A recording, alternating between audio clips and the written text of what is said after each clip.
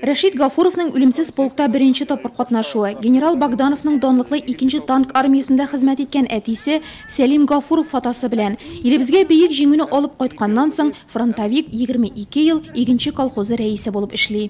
Безнең әтиебез катнаша Варшаваны азат итүдә, Берлинне алуда, контузияла, сугыштан 2 орден, Отечественная война, 2-нче степени, һәм Кызыл Йолдыз ордены белән, һәм 5 медаль белән җиткәнә.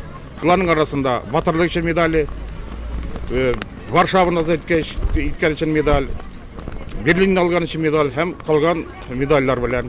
Үлемсез полк Нурлатта 3-нче тапкыр үткәрелә. Быел ватаныбызга бөек җиңүне кайтаручылар портретлары белән аңа 6 меңләп нурлатлы кушылды. Яшь чикләүләре юк, һәлак булганнар белән исәннәр янәшә бара.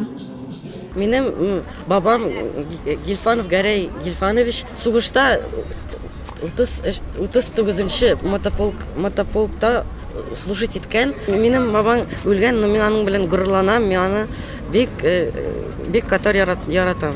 Тоякка эленгән фотолар, оклы-каралы сүрәтләр, штандартлар белән бизелгән заманча ясалган рәсемнәр. Һәркем чарага үз батырын алып чыгарга тырышкан. Кайберәүләрнең кулларында тулы бер гаилә династиясе. Это мои дедушки.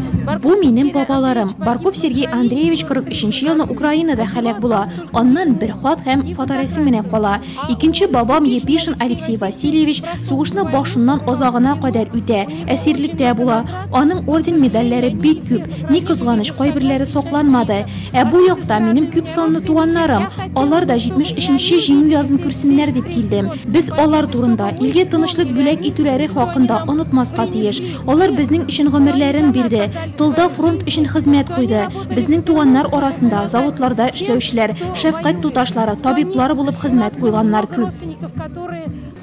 Үлемсез полк Карл Маркс урамы буйлап агылып, мәңгелек ут янында туктады. Тантаналы йөреш,тә катнашканнарны каршы алган балалар теләкләре чараның лейтмотивы булды.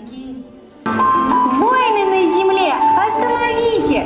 Мир подвластен детским голосам.